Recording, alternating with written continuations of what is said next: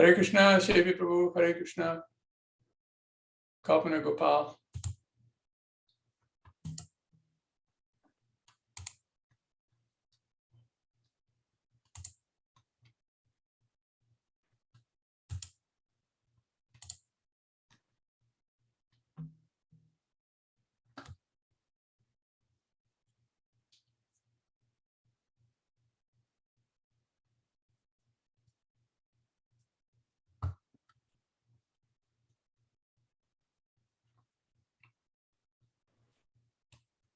Nityananda Prabhu.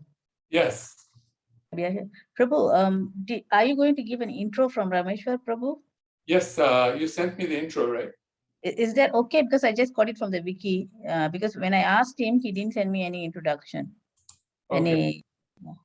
So you can just go through. If you want to add in something, Prabhu, then just feel free to do it. I'll do it from there. I'll just do it from there since that's what he asked, you know. Okay, Prabhu.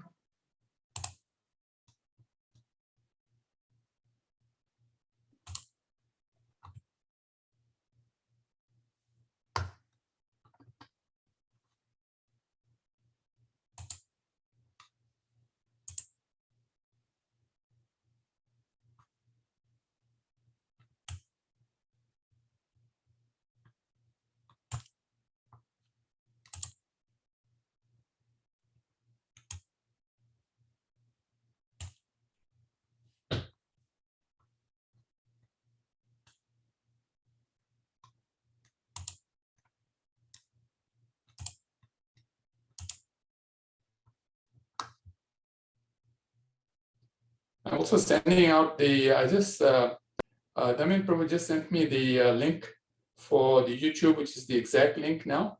So I'm going to send that out to everybody, the direct link for YouTube.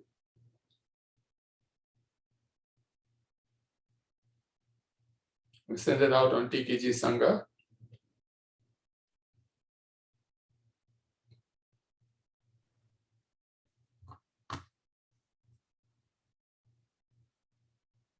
Hare Krishna, Rameshwara Prabhu. Welcome.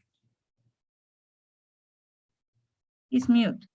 I think you're muted. I said Hare Krishna back.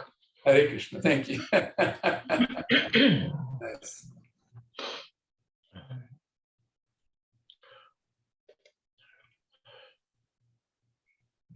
And welcome also Kirtanamrita Prabhu. I'm sorry, are you speaking to me? Now, there's another person just joined in, so I was just welcoming that person as well. Hare Krishna. Thank you for having me. Kirtanamrita Devi Dasi here. Thank you.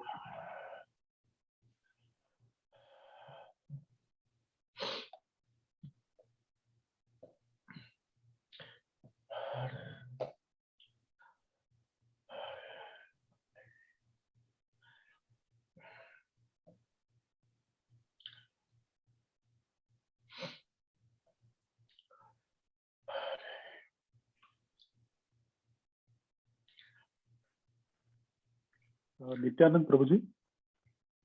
Yes, Prabhu. Prabhuji, I made you host. Okay. So Facebook Live is up, YouTube Live is up. Okay, wonderful. Yeah.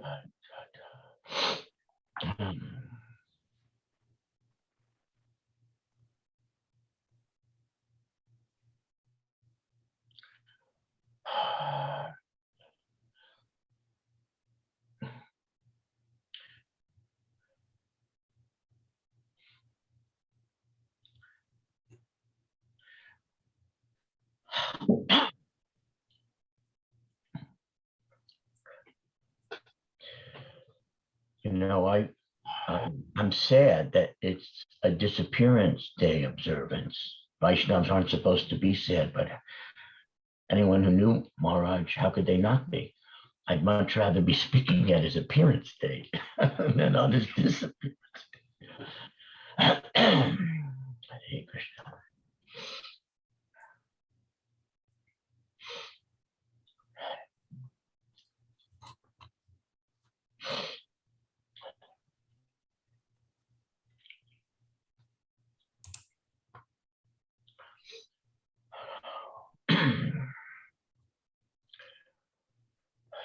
Prabhu, I'm making you the co-host Should see that anytime. Thank you.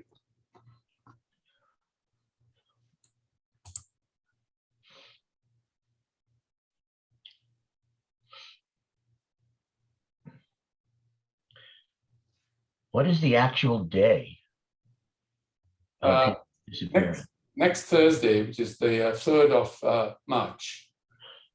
Next Thursday. So this is for 6 days before. Yes. Okay. You'll probably have your biggest audience on that day. Yes.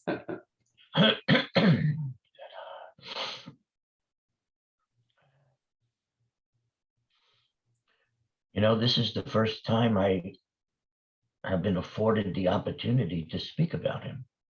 Oh, we're so fortunate to have you with us. I mean, I've spoken about him all during our years together, but not since his departure have I ever really spoken about him until this moment. Wow. Wow.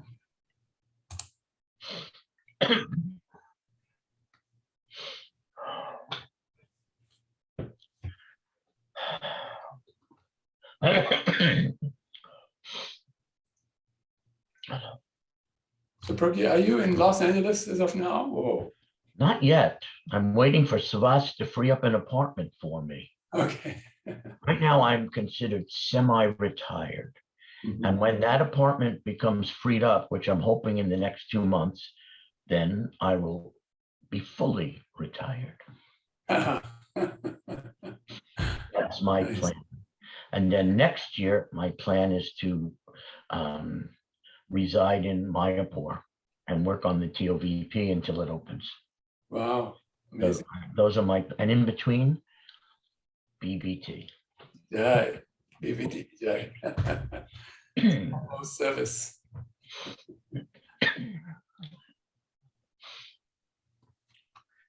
Is that Srimati Ananga Manjari, our god sister? I see her name, but she's muted. She's muted. And I'm Jai Prabhu. Comes on.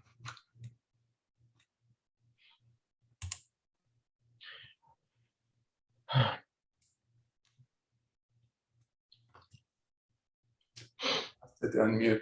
I think she may not be at the screen.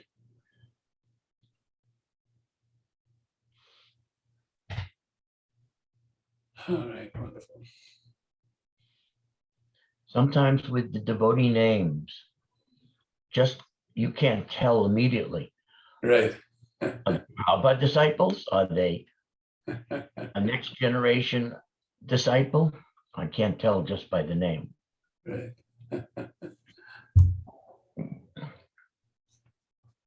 There's only one, Tamal Krishna Goswami.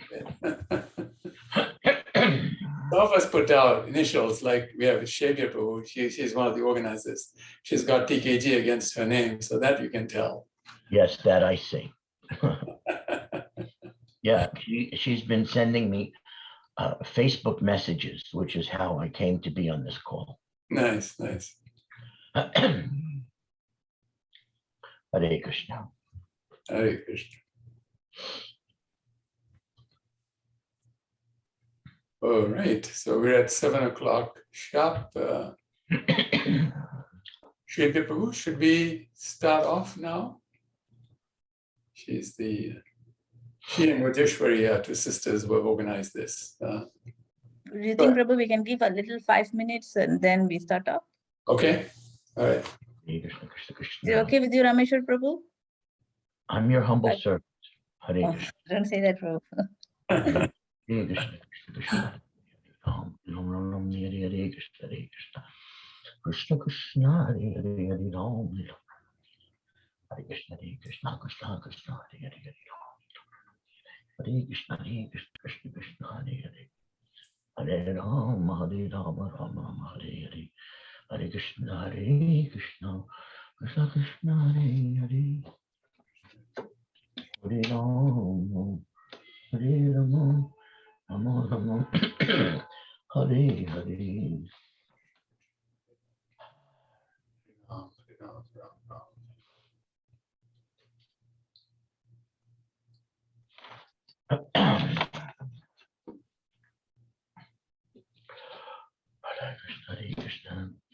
Krishna Krishna Hare Hare Hare Rama Hare Rama Rama Rama Hare Hare Hare Krishna Krishna Krishna Hare Hare Hare Rama. You know, there were two devotees who were able to mimic his voice so perfectly, with such reverence, but also with such humor. And one of them is departed, Srila Prabhu. Oh, He, yes. he has departed. The other devotee who knew how to do it perfectly is one of our giant book distributors, Pragosh Prabhu. Ah, we were So- hoping to find out his contact. You mentioned his name. You were looking up. I can send it to you, because if you ever have him on a call and he does his hysterical impersonations, there'll be so much joy and laughter. Love that. Well, thank you so very much. We've been figuring out how to get his contact details. And I'll so look now for it. we found the right person. You're the right person for us. Well, you know who else may have it is Siddhanta Prabhu in Los Angeles, who does the memory books and the memory Yes, videos. yes, yes. We transcendentally tricked Pragosh into being recorded on one of those memory DVDs. Siddhanta flew in, he was staying with me, and then we picked a place to film. And I convinced Pragosh that I needed moral support. I needed him to come because I was going to be interviewed. But once he started talking about book distribution, I could barely get a word in. Yes.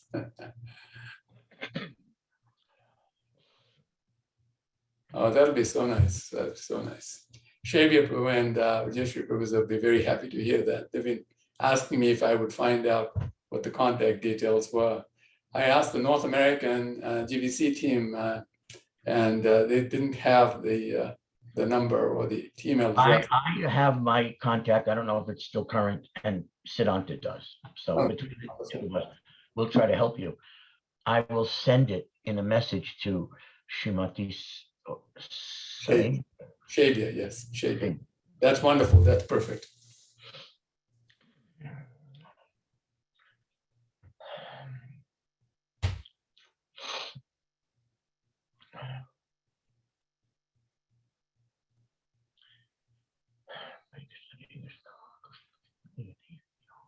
One more minute and we'll get started.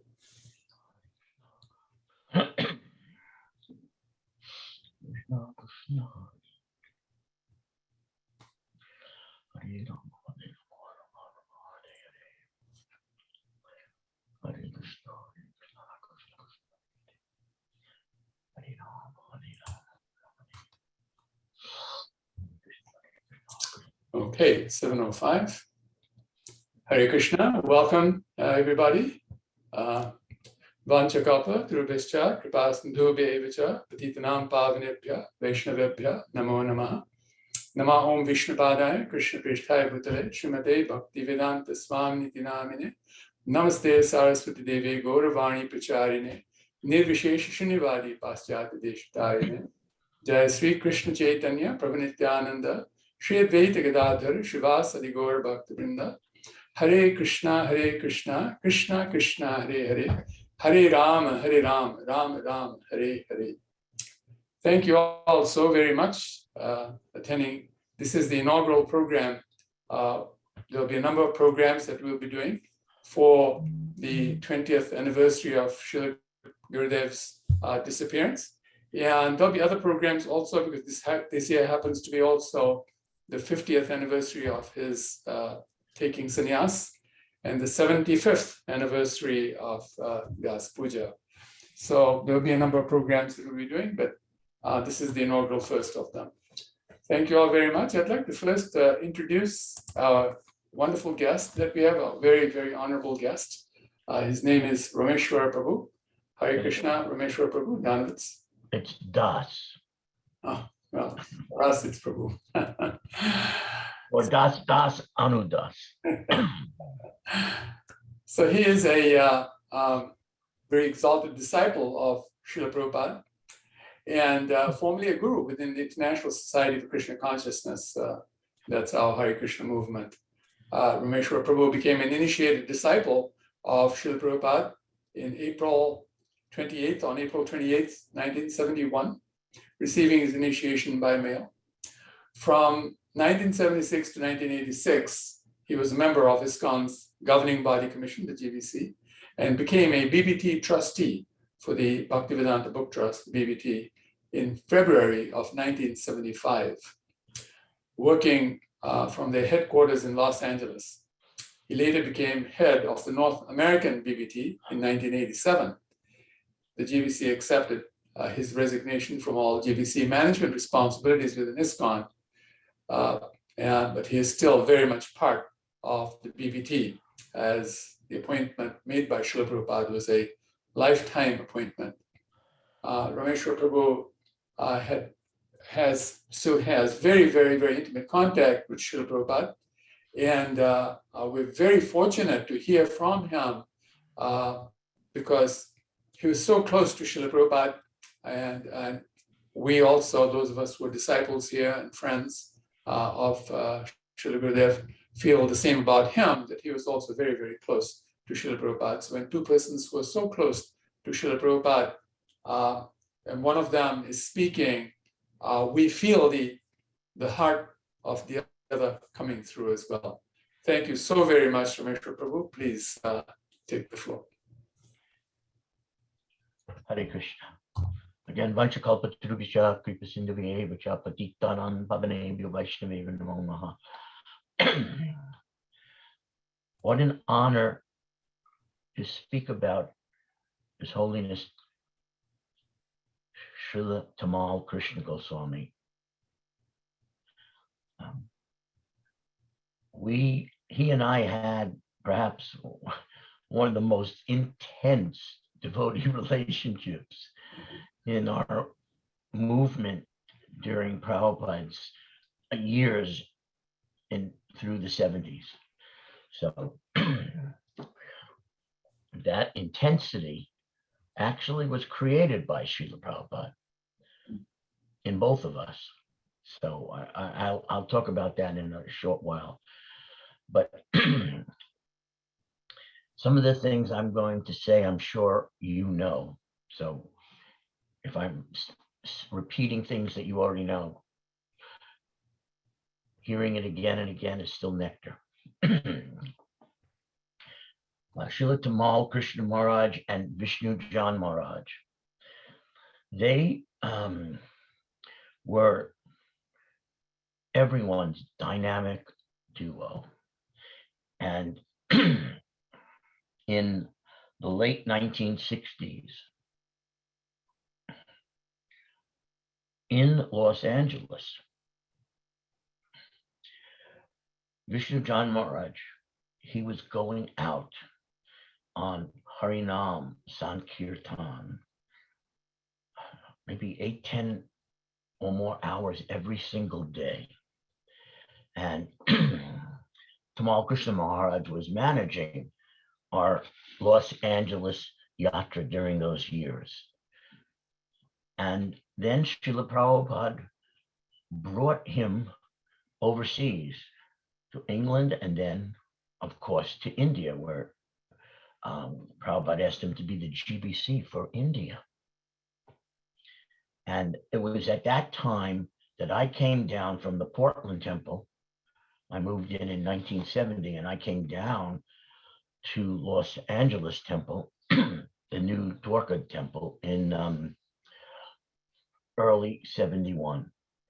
So I didn't have too much opportunity of being with him and with Vishnu Jan during those amazing Harinam years. Well, of course, their inspiration, we were doing Harinam in every city in America that we had a temple, and they were our inspiration. So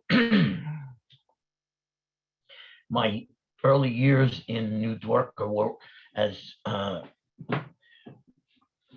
Karandar, who was the GBC for the Western US, and he was also the devotee that Prabhupada engaged in publishing his books.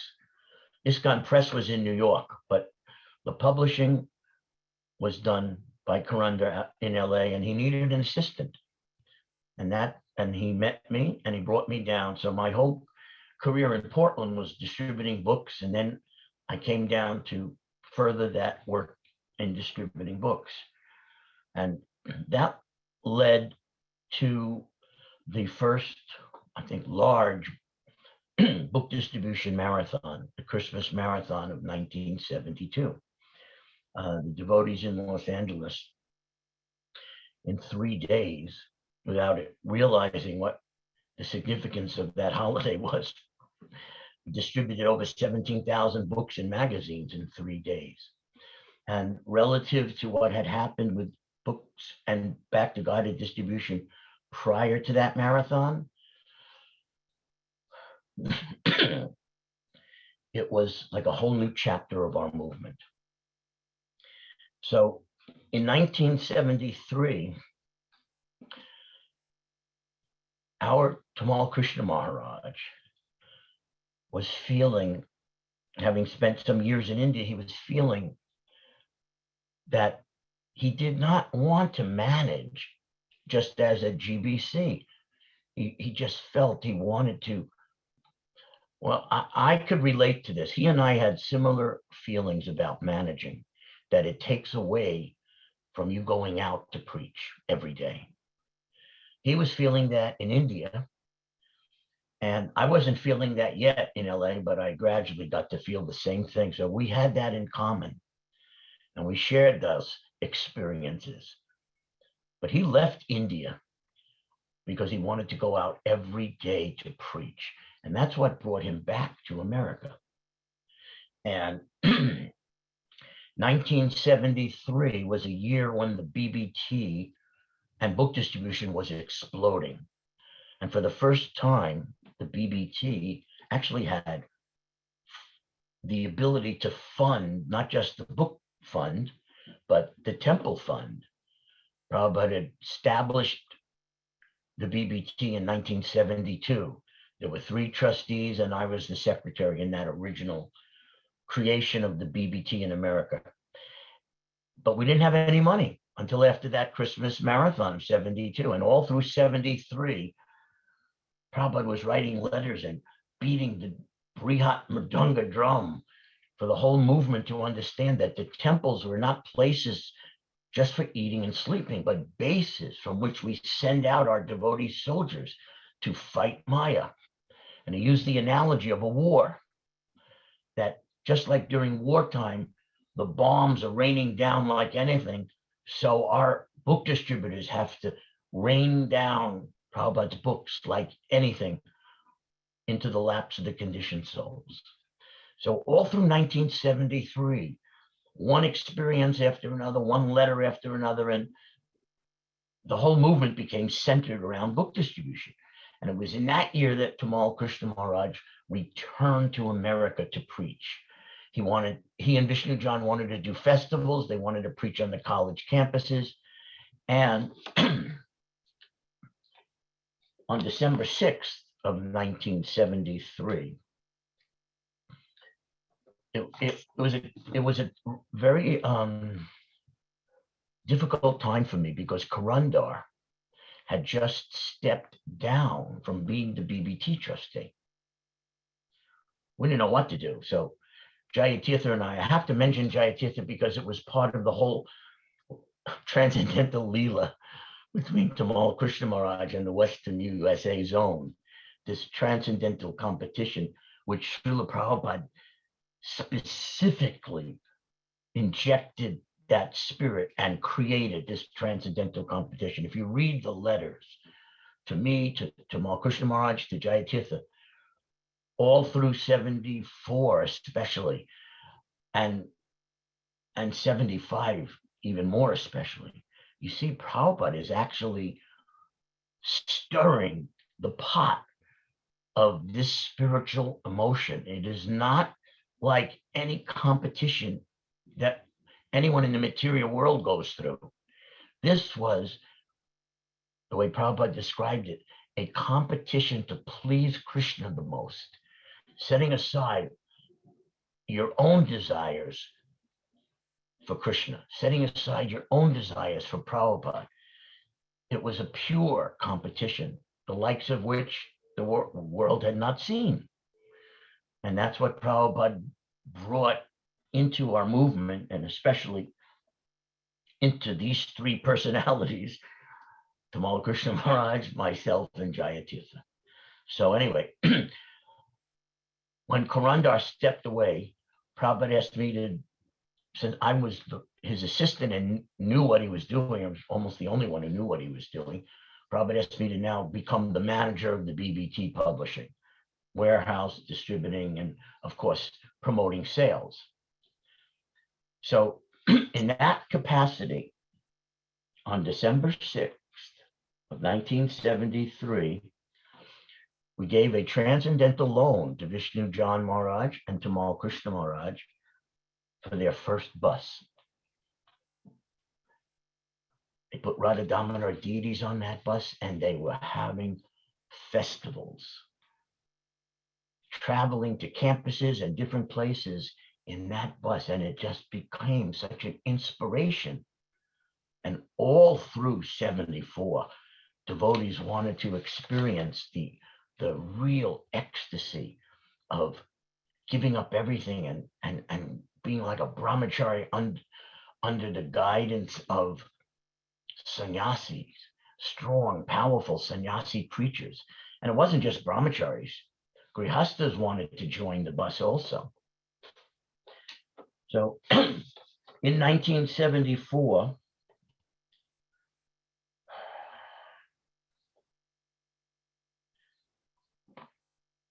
on September 23rd, we gave the second loan for the second bus to Tamal Krishna Maharaj and Vishnu John. 3 days later, LA Temple donated Tripurari to the movement, and we bought him a bus. And some of our greatest book distributors from LA joined Tripurari to travel all around to the different temples. We called it the BBT TSKP, to teach the art of book distribution. And on October 30th of that year, 1974, I gave the third loan to Tamal Krishna Maharaj and Vishnu John Maharaj for their third bus. So at this point, Radha Damodar was very famous. I mean, now they were just, it was the most ecstatic festival program our movement had ever seen in North America. And to show you the dynamic impact that this was having, in early 1974, one of my top book distributors in New Dwarka, a devotee you all know now as Kavi Chandra Swami, but then at that time he was Kavi Chandra Dasadikari. This might have been at the end of 73 or the beginning of 74. The bus came through LA. The deities were there. They were going to camp. There was the combination of Tamal Krishna Maharaj giving class, Radha Damodar deities on the bus, Vishnu John leading bhaja and kirtan all day, all night. I mean, it was the most irresistible experience devotees could imagine. It was irresistible. It was compelling, and everybody wanted to be part of that experience. I mean, his preaching, Vishnu John's chanting, and Radha Damodar deities. It was magic. It was truly magic. So Kavi Chandra Maharaj, Kavi Chandra Das Adhikari, he was in the Grihastha ashram. He had a young daughter, maybe 2 or 3 years old. And he was one of my top book distributors. So he came up to me and we spoke very confidentially, and he said, he discussed this with his wife, and he would like me to release him so that he could travel with Tamal Krishna Maharaj and Vishnu John Maharaj on that bus. And I was so indebted to the book distributors. If they asked me anything, I would have to say yes. I just loved them so much. So, of course, I said yes with all my blessings. This is so great for you. I wish I could do it. when Karandar left, before he left, I was going out on book distribution 4 or 5 days a week. And when he left, I could only go out on the weekends. And the other days I was managing the BBT. And there was such a difference between going out every day or managing to support the book distribution. It's still glorious, but it's not the same.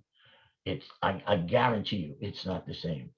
If any of you have ever seen that photograph of me with folded hands, almost in tears, and Tripurari is sitting on the boxes of books, and I'm talking to him, it's a very intense photograph.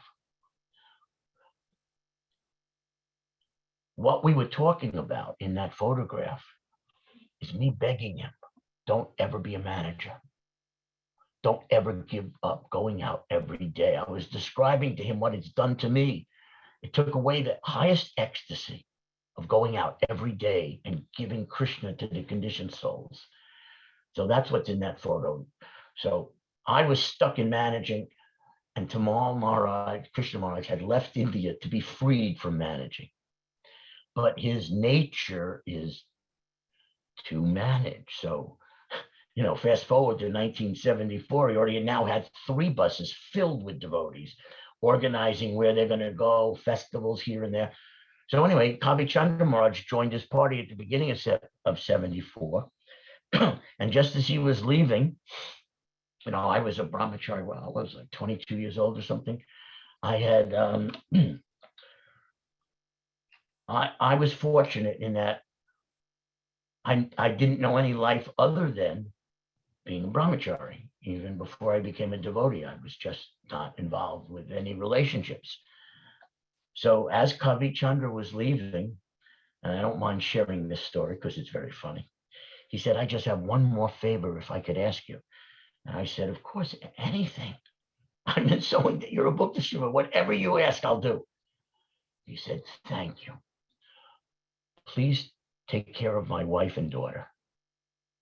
I swear he said that to me, and my jaw dropped. And what does that even mean? I mean, I've never been in a relationship, and I don't even know what it means to take care of a child. I don't even, it was outside my entire life experience, but I had said yes. And that's how he went off and learned the art of preaching and book distribution and chanting from Tamal Krishna Maharaj and Vishnu John for those years that he traveled with them. There's so many devotees that they made. You probably all know the story of when they were in Ann Arbor having one of their festivals, and Vishnu John was chanting, and it was so irresistible.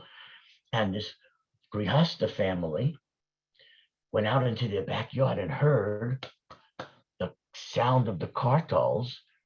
That's how I joined. Well, in that moment, that's how Indradumna Maharaj joined. He heard the kartals of their party's festival chanting, and the rest is history. So many devotees were being made from that festival party. So now we get into 1975, and Prabhupada is saying we have to double it, we have to double it. And of course, 1975 was the year we had to print 17 books in 2 months. So it was a very intense year. But we had to both double it. We had to come up with the money to print 17 volumes in 2 months. It's a lot of money at one time. And Prabhupada had just signed, that year, we opened the Krishna Balaram temple, but he had signed the contract in that year and told me, from the BBT, I will need $1 million to build our Bombay temple. And I had to send between $50,000, $70,000 a month.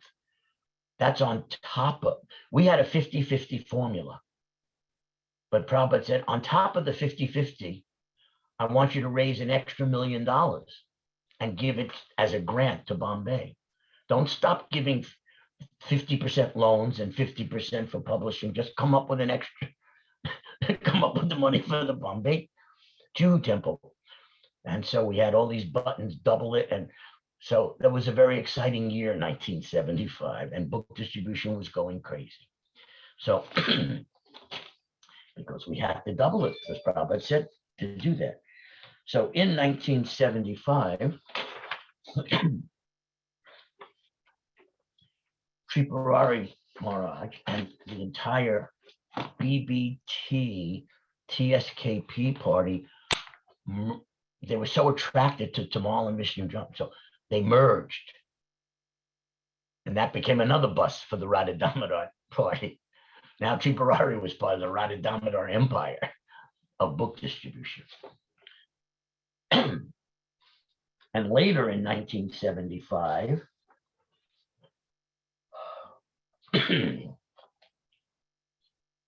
actually, it was in August.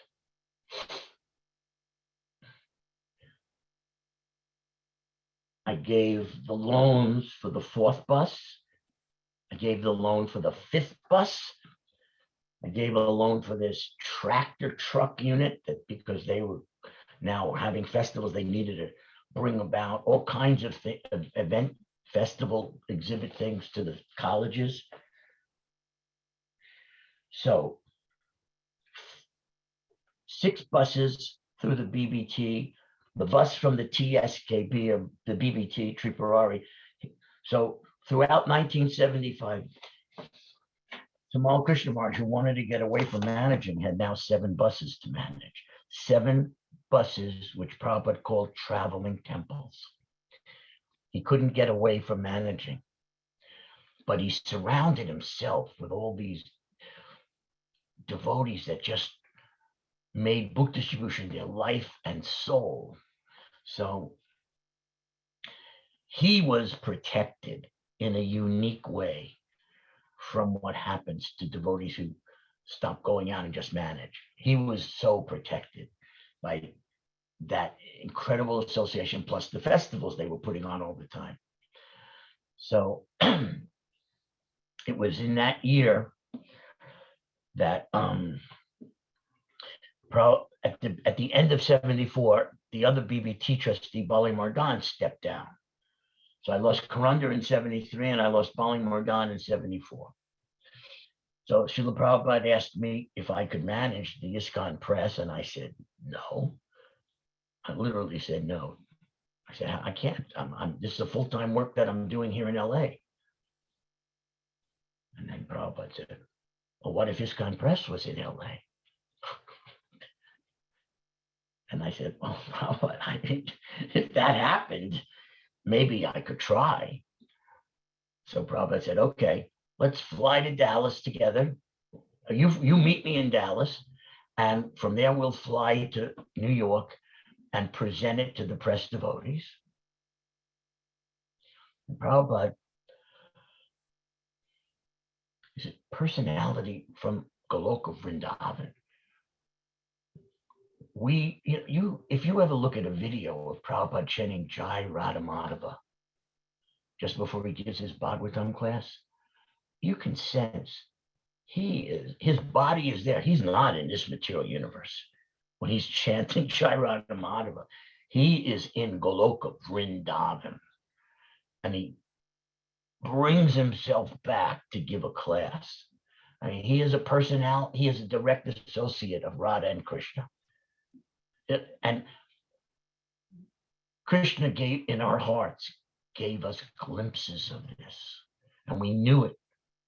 And every time we thought of him, read his purports, and especially when we were with him, we realized we are in the presence of one of God's direct associates, eternal associates.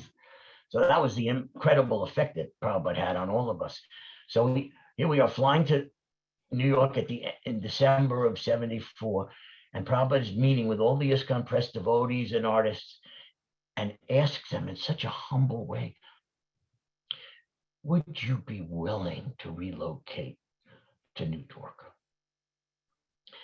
You had to see this humility to believe it, because even the slightest hint of what Prabhupada wanted, and the devotees would drop anything in a heartbeat and do it. But here he is begging them, would you be willing to do this? And of course, they all said yes. So then Prabhupada said, thank you very much. Now I will present this to the GBC at our Mayapur meeting in February of 75. And he did the same thing. He attends one GBC meeting to present this idea and asks the GBC, would they agree to allow this? You know, he's trying to establish the GBC as the ultimate managing authority. And even though the BBT is supposed to be independent, that's how Prabhupada asked the GBC. So anyway, they all, of course, agreed. Imagine if any GBC would not have agreed to that. And that's when Prabhupada named me as a BBT trustee. We didn't have BBT trustee meetings because we didn't have any BBT, hardly any BBT trustees. So Prabhupada had them put that in the GBC minutes of that year. So anyway, right after the opening of Krishna Balaram Mandir, I rushed back to New Dwarka. We bought another building, plus we rented a building, and we tried to set up everything for ISKCON Press. And they relocated at the end of April. They set everything up with new equipment in May, and we were ready. And during that time, of course, we all learned that we had fallen behind by 17 books. All through 1974, Prabhupada had stopped working on the Bhagavatam and translated 17 volumes of the Chaitanya Charitamrita. And then he went back to the Bhagavatam. So by the end of 74, of course, he's having the festival of Mayapur and Vrindavan, opening Krishna Balaram. Then he's traveling to Australia and then Hawaii. And he got to Hawaii in June, but he had already finished the 5th canto by then. In the midst of all that traveling and opening temples and so on. So my next encounter with Tamal Krishna Maharaj was in June of 75. I was getting calls from Prabhupada's personal secretary who traveled with him from Hawaii saying, Prabhupada's very angry with you. And I was stunned. And what did I do? I thought I had just accomplished something somewhat amazing. Within 2 months, I relocated ISKCON Press, found housing for everyone, set up studios, bought new equipment, and we were ready to go on the 17 books. But all the secretary said, he's so angry that you're 17 books behind. This is the first time I'd ever been involved directly with ISKCON Press. But I understood it was my fault. Okay. So his personal traveling secretary said, Prabhupada has me calling all the GBC and sannyasis who are in North America to fly into LA and meet him in LA when he comes there in the 3rd week of June, to be there when he confronts you. That was the message that I got. And if you ever listen to the arrival address of Srila Prabhupada in New Dwarka in June of 1975, it's one of the most powerful arrival addresses about the essence of being empowered. Prabhupada describes how he was empowered. And then he had this mission and how the whole movement is supposed to be organized around this mission of book distribution. And then he started, like almost like he was whipping us. Where is book? Where is book? It's an amazing arrival address. And the next morning, we were having this morning walk on Venice Beach. And all the sannyasis and GBC formed a semicircle behind Prabhupada. And Tamal Krishna was there, Vishnu John was there, Brahmananda was there, Kirtananda was there, Rupanuga, Satsarup, and there were a few others. So Prabhupada is asking, so what is your plan? And I described a plan that could do a book every 2 months. And as I was speaking that to Prabhupada, I said, but Prabhupada, I could create a second assembly line. So that would mean 2 books every 2 months, which averages a book a month. So Prabhupada planted his cane in the sand and thought, so that would take 17 months. If you're averaging a book a month. No, he said. I want, and then because the number 2 had now been mentioned 3 or 4 times. 1 book every 2 months, double assembly line, 2 books every 2. So Prabhupada said, I want all 17 books in 2 months. And just before I blurted out that that was impossible, telling God or his representative that something is impossible is by definition an absurdity. It's a height of ignorance. Dear God or dear ambassador of God, no, what something's impossible for you. But just before I blurted that out, I was looking at this circle of our movement's leaders, and my eye focused on Tamal Krsna Maharaj, because I knew him and we were in this, amazing relationship of book distribution. And I saw 2 things on his face, or I sensed. You sometimes read a person's thoughts by looking at their facial expression and looking into their eyes. And so the first thing I sensed is, what are you going to do about that? And the second thing I sensed, maybe in others also, I'm glad it's not me. So that's my relationship with Tamal Krsna Maharaj. These are intense spiritual emotions that he and I were sharing these events. So then I blurted that ridiculous statement out to Prabhupada, and he told me that's a word in a fool's dictionary, and he empowered us to do that. And following that marathon, going into the final month, September, October, November, December of 75, Prabhupada's letters to me, but especially to Tamal Krsna Maharaj and to Jayatirtha, were all about this transcendental competition. One, because I was sending out the monthly BBT newsletter, and it always announced this, the points from all the temples, the results of book distribution for the prior month.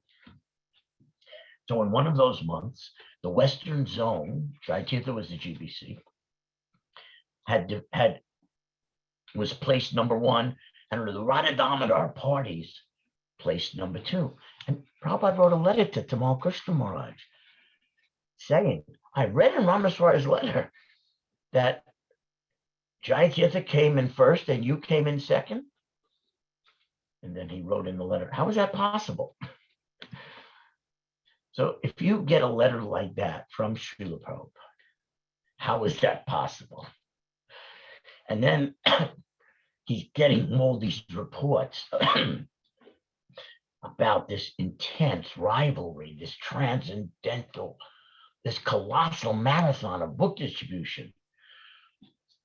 To give you an idea of the intensity of it, by September or October of 1975, we had gone from printing 500,000 Back to Godheads a month, to 750,000 Back to Godhead magazines in a month. And finally, I think it was in October, we printed 1 million Back to Godhead magazines that month. This was all because of the Radha Damodar party. I mean, they made it possible to do something that was unimaginable. Millions of books and magazines were going out every single month. I honestly, looking back on this, can't figure out how did the Western Zone ever compete with that? But getting closer towards the Christmas marathon, I give Tamal Krsna Maharaj all the credit in the universe. We never could have printed and distributed that many Back to Godheads without him. He was like a force of nature, not of material nature. He was a force of spiritual nature, inspiring all these devotees on these 7 buses to distribute books in a way that no one had ever seen before. When you had Tripura, and you had all these great giants who were teaching everyone how to do it and doing incredible hours and incredible results. So leading up to the Christmas marathon, Prabhupada is like enjoying this so much, this how everyone's working so hard to please him and to spread our movement through the book distribution. He wrote a famous letter to Tamal, to Jaya Tirtha, saying, was it to Jaya Tirtha? Or it was maybe to Jaya Tirtha or to me, but he wrote a letter saying, if Jaya Tirtha defeats Tamal Krishna in the December marathon, Tamal will have heart failure. I mean, this is directly coming from Prabhupada's voice to reaching out to us to endeavor more than human. Give up eating, give up sleep, give up everything, and just distribute books, distribute books. And so what happened in 1975 was the height of transcendental competition in our movement. I mean, nothing had ever before or since reached such intensity. These are spiritual emotions that are awakening. They're like Krishna in our heart is giving us the understanding, and these emotions, as we surrender to that understanding, are like the reward. The ecstasy of these emotions was Lord Chaitanya and Krishna in our heart as Super Soul. It was the Lord's way of rewarding us for all the sacrifices of book distribution. There's no other way I can think of explaining these ecstasies. And so it was a very intense competition, to say the least. Now we have to fast forward a few months later into early 1976 at the Mayapur Festival. There was some upheaval going on in the movement in North America because Tamal's party, the Radha Damodar party, was just, as I said earlier, it was too irresistible. If you wanted to make spiritual advancement, you would go up to them and beg them to allow you to be on their bus. And this was happening in temples all over North America. And how it's not fair to blame Tamal. It wasn't like a strategy. But how does he say no to devotees who are begging him? And I can make so much more advancement if I could be with you. He was really stuck. He couldn't, he was in a position where he just could not say no. How do you say no to somebody who wants to make spiritual advancement? But the temple presidents, of course, were getting very, very disturbed.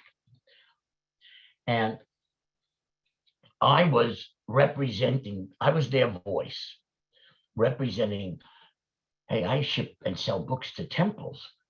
And, you know, that's the basis of the BBT hitting $4 or $5 million a year in sales. It's not just Radha Damodar. It's all these other temples too. And if they're losing all their men, so in the Mayapur Festival of 76, this disturbance was so loud.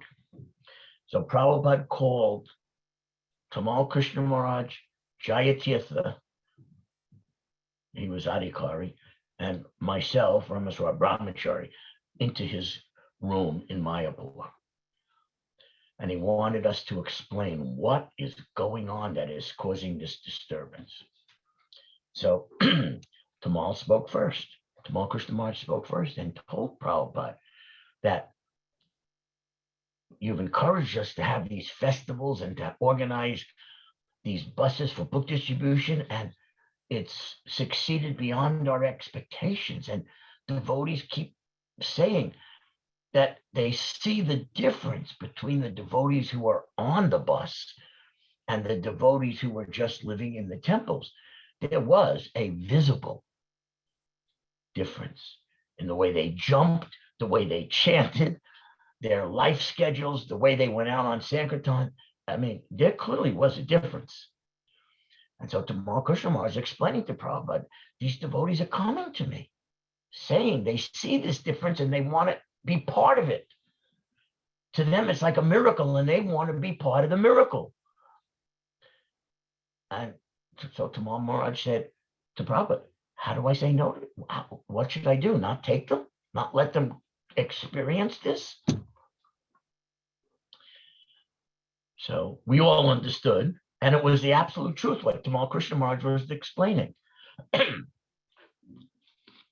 So then Prabhupada turned to me and said, so, like, what's wrong with that? And I said, well, Srila Prabhupada, you have spent all these years setting up these temples as bases in the most populated cities in North America. And these temples are like oases in the desert of the material world, in the most populated centers. People are coming to see the deities which you brought down from the spiritual realm. And if we keep losing all the book distributors from the temples will collapse. And there are not just our bases, they are truly the oases in the desert. And the deities, you called them to appear. And we can't reduce how we decorate and worship them. And so we don't want to lose devotees from the temples.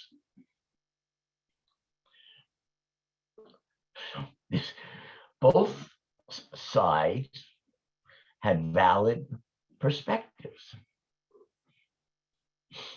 And Prabhupada said, so what is to be done? And Jayatirtha suggested something which did not work. But Prabhupada said, do it at once.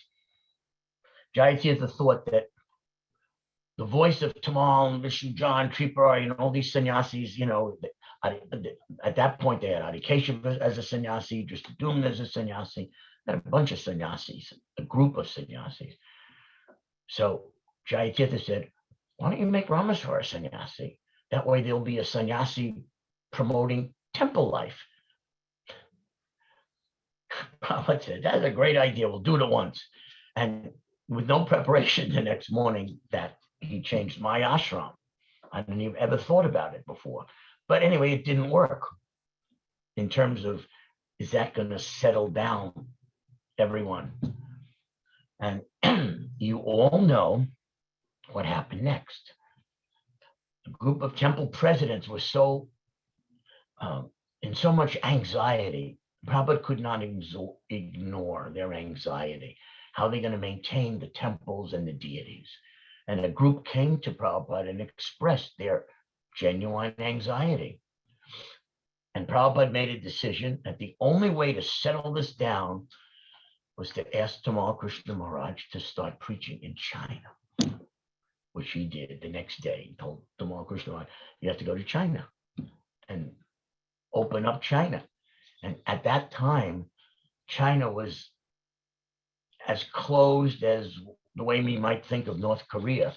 China was so closed. It was the idea that missionaries could go into China and distribute books and chant and teach people to be devotees was impossible. It was an absolute red curtain, iron red curtain around China.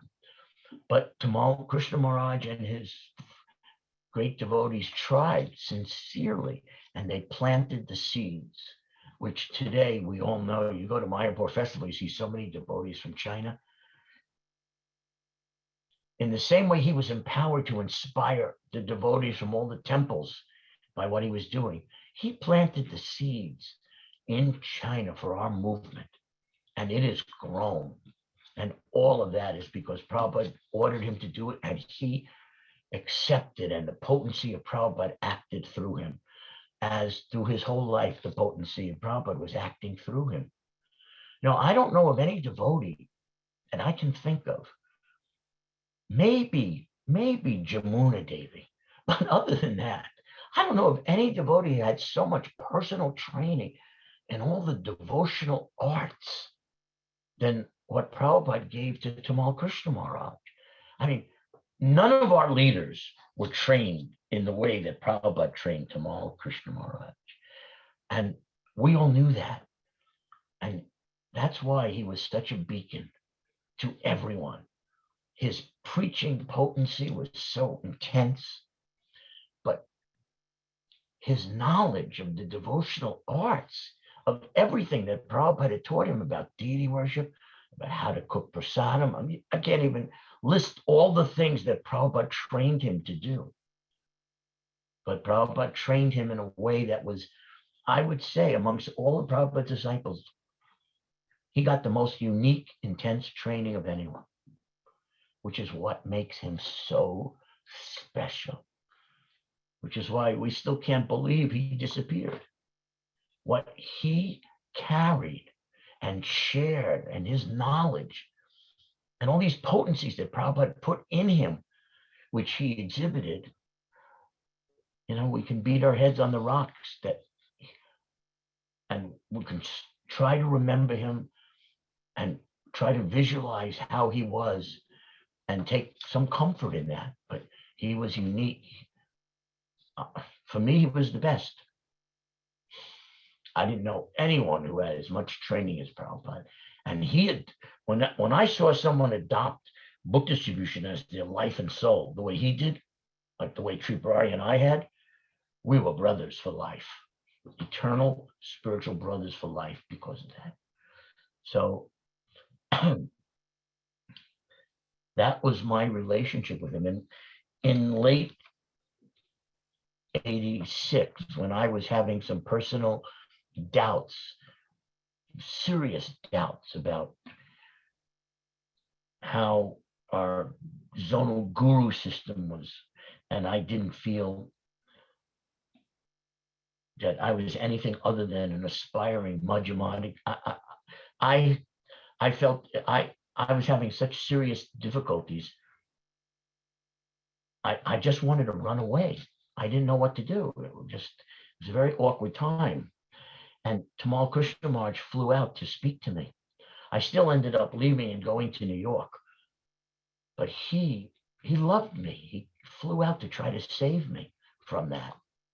It just, I had spent too much time planning how to get out of being thought of as an Uttama guru or whatever the thinking was in those days. I just had to escape it. My soul was going to die as a hypocrite. That's how anyway I felt. And he and I talked about it. And he really flew out to LA to try to save me. And I'll never forget that. I'll never forget that he reached out and wanted to give me some alternatives. So that's somewhat how I think of him, what my relationship was with him. The most intense competition I think that our movement ever saw.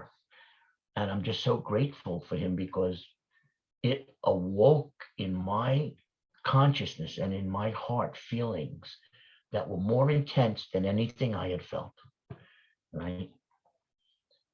I thank him for that. I take the dust of his feet on my head for that. Hare Krishna.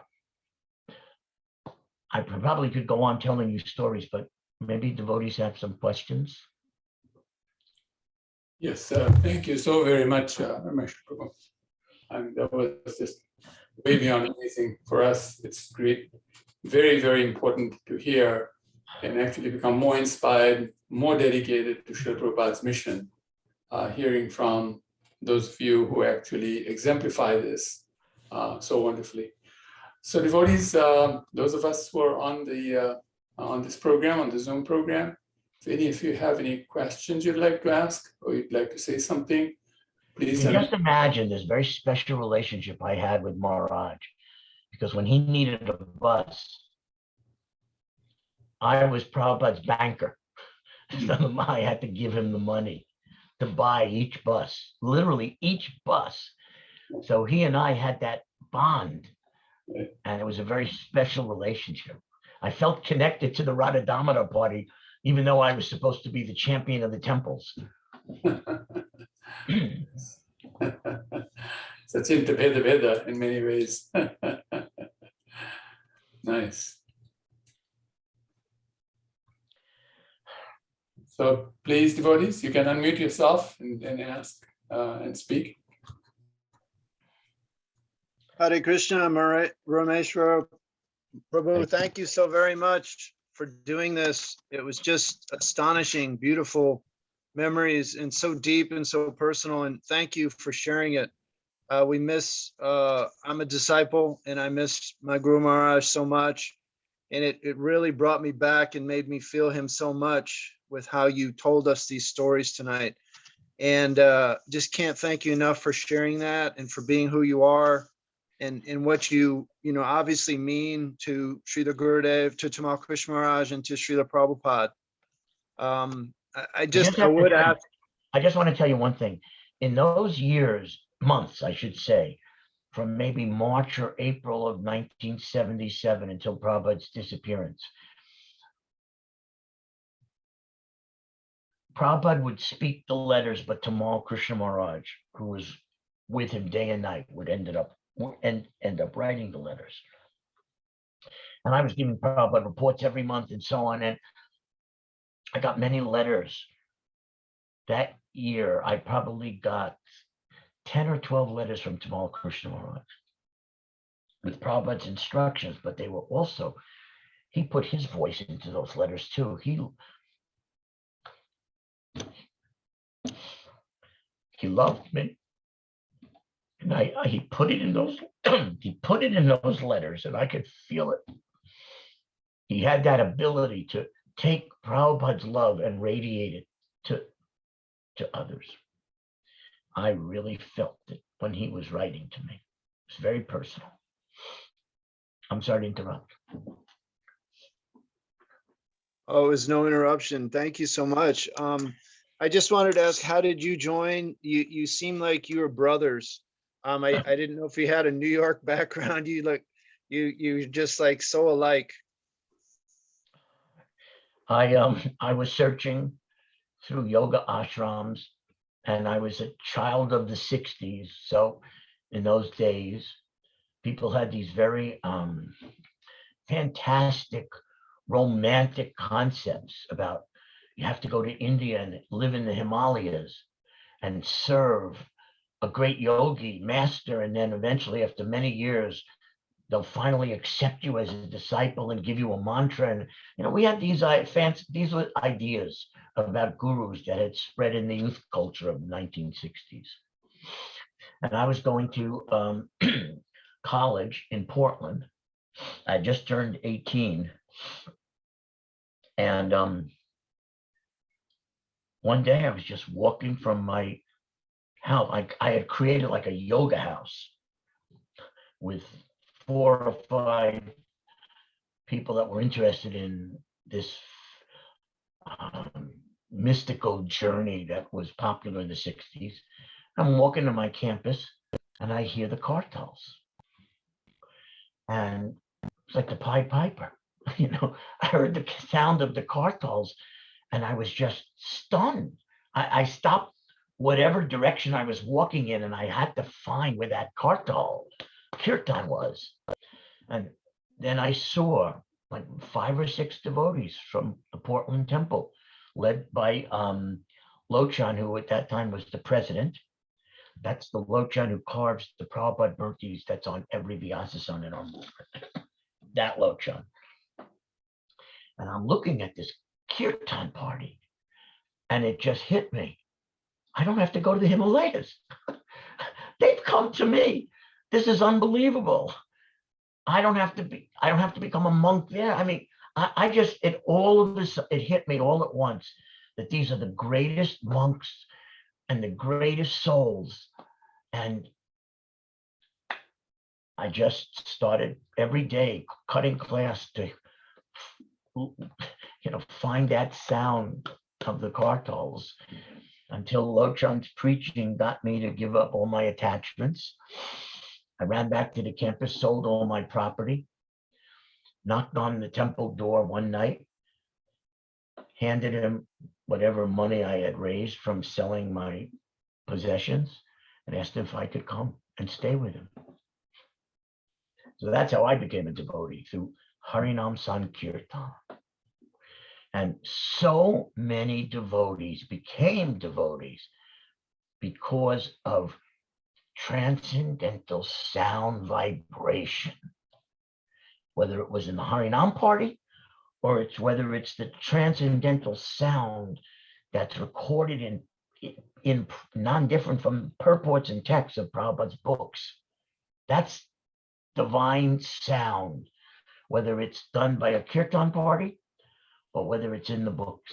That's what makes devotees.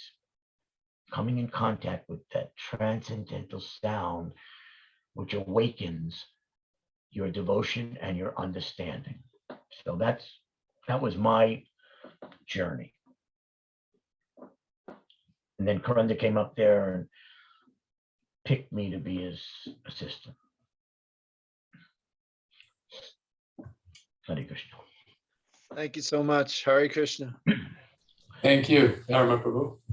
I knew from the day I moved into the temple that I had to distribute Prabhupada's books.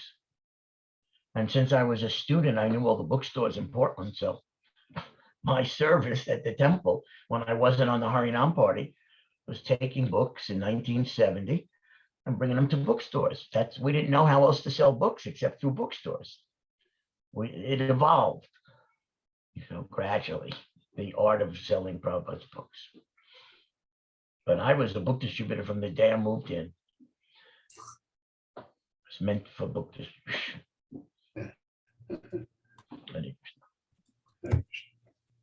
So hearing this, yes, please. Who is that? Yes. Hare Krishna, Hare devotees. Hare Krishna, Rameshwara Prabhu. So Motherji, wonderful. my obeisance to you and all the service you do. Hare Krishna. Haribol. Jai Gurudev. So it was wonderful. It's really, really absorbing. It's really late at night or early morning here in Amsterdam, but I didn't want to miss it. I know that you would really, you have this ability to make everything so tasty. How you speak, I remember when we were in the my Sankirtan days, early days, the 80s. You are also, there was this. What was it? I think the way we had a tape, Sankirtan Samadhi or something. I don't know, some class, and we would listen to absorbed. It was so. You make it sound, and now also, and I also heard your lecture, or not lecture, but the story of how it all went, how you made it possible. These 2 months of 17 volumes, it is completely like you lift curtains and you bring us into this realm of total dedication. It's just so inspiring. It's so beyond my regular dreary. You know what I'm going to say. You know what I'm going to say. We are at best aspiring tiny little reflections of a sparkle that comes out of the sun of Srila Prabhupada, at best. And if we can just not cover that, but just be transparent medias and let that go to everyone, then we've done our job as disciples. And it's Prabhupada who did everything. We didn't have the intelligence how to do this or that or manage or any of these things. It was injected into us and it was awakened in us beyond our normal capacity. And that's all because Prabhupada walked the earth and took us in. We were such fallen souls that he just took us in. It's quite amazing. And you responded. And here you are still. Still trying to do that. And it's very valuable, very important. And especially that mood of that absorption, because that is how we can become Krishna conscious rather than, material desire conscious. So it's wonderful. Thank you so much. Well, there was no doubt. It wasn't in any of us. There was no doubt that Prabhupada was not of this world or of this universe. There was just no doubt about it. And as long as we saw Prabhupada in that way, how could we not open ourselves, consider ourselves undeserving infinite fortune to even be in contact with a person from the spiritual world? Our minds will, as they said in my generation time, our minds were blown every second when we thought about Prabhupada. They were just constantly blowing our minds that he's from the spiritual world and he's allowing us to even get near him. That's how we approached being with Prabhupada while he walked the earth. But everyone can have that experience because his essence is in his words, his voice, and his voice is in these books. It's just as if he were right there and he was speaking to you in person. Hare Krishna. Hare Krishna back. Jai, Rameshwara Maharaj Prabhu, I just want to very quickly express a lot of gratitude to you. And I have a lot of things I'd like to express that kind of gratitude and deep felt thanks to Tamal Krishna Maharaj, because I got to go to Mangal tomorrow, so I can't stay up maybe as late as everyone else here.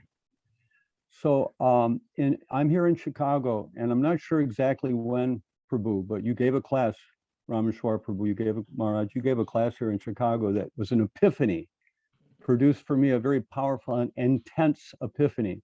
Here's what you said. And I remember, even though it was what, 40 years ago, maybe, you said, if you're an atheist, then you're saying, and actually you were talking about how some people could, copy the way that someone speaks, in terms of Tamal Krishna. So I've been accused a little bit of trying to copy you sometimes.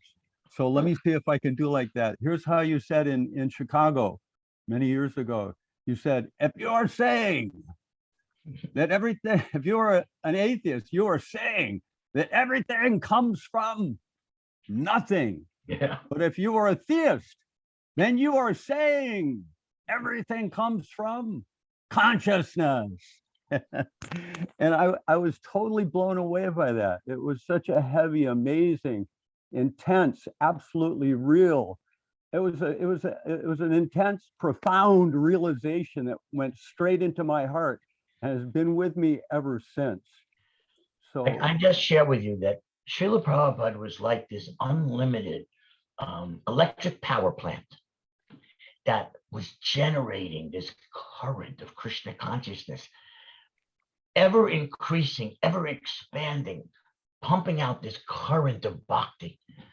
And if we were fortunate enough, that current, to some tiny extent, went into us, and it did make us speak very intensely. It did have that effect. He was sharing the absolute. He was sharing, and even a monkey soldier like me was immediately affected in a very positive way. That's the sunshine of Prabhupada that Yeah.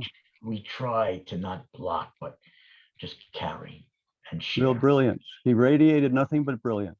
Hare Krishna. And then the only other thing, I promised that I wouldn't take more than 5 minutes. So the only other thing I just have to say that Tamal Krishna was, his level of kindness and mercy that he directed toward me, even when I felt I hated him, we had a love-hate relationship, believe it or not.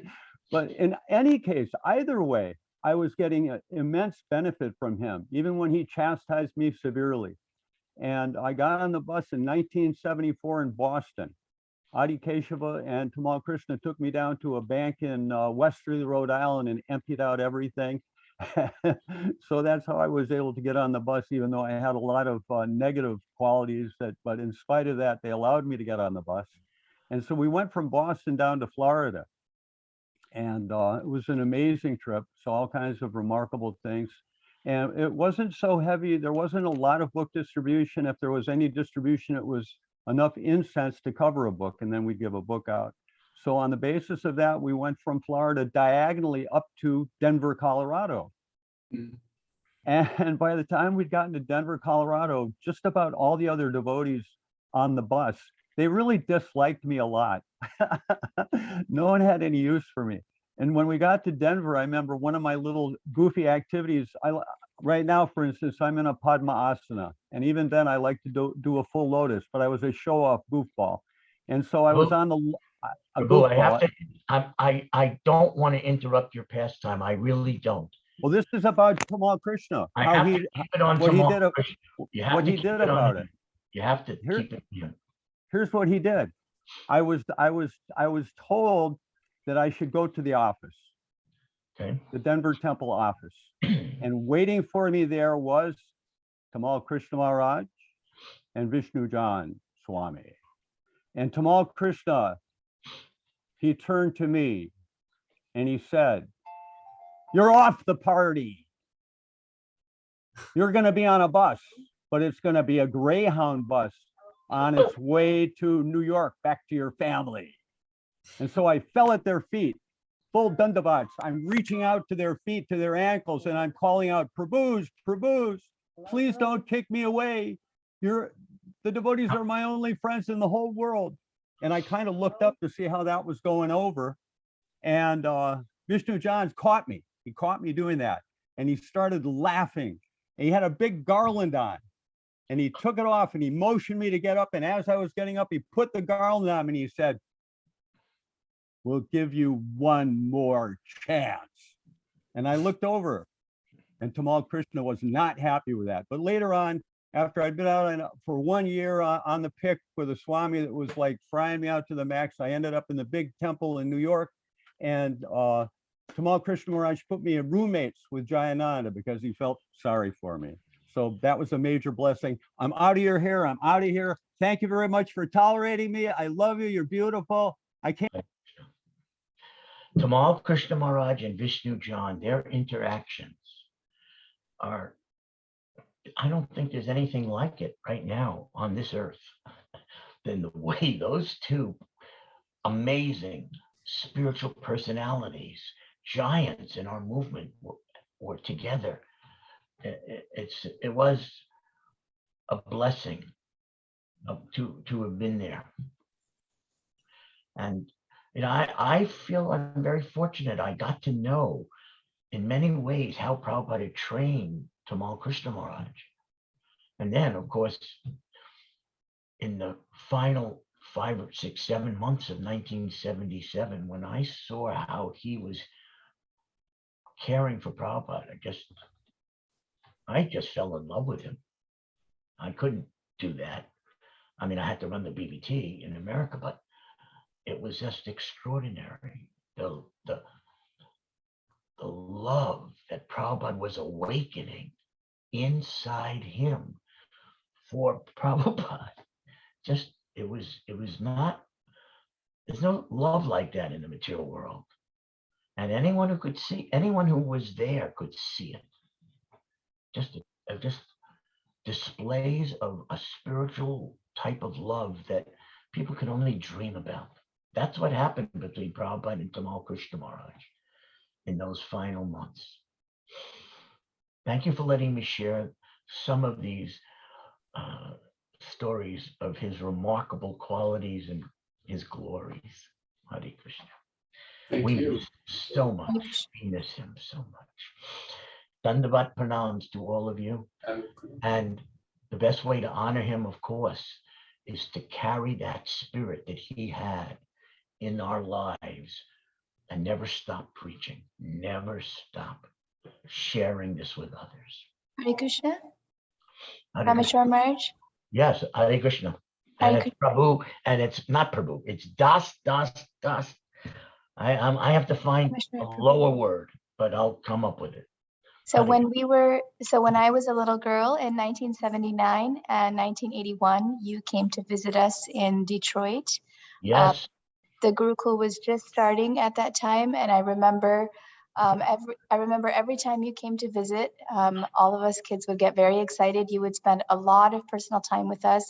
We had Mother Irmala there with Mother Bishalakshi, and you would go desk to desk to desk and talk to each of us, and you checked on my work. I was writing A's and B's, and you showed me how to write A properly. This was many, many years ago.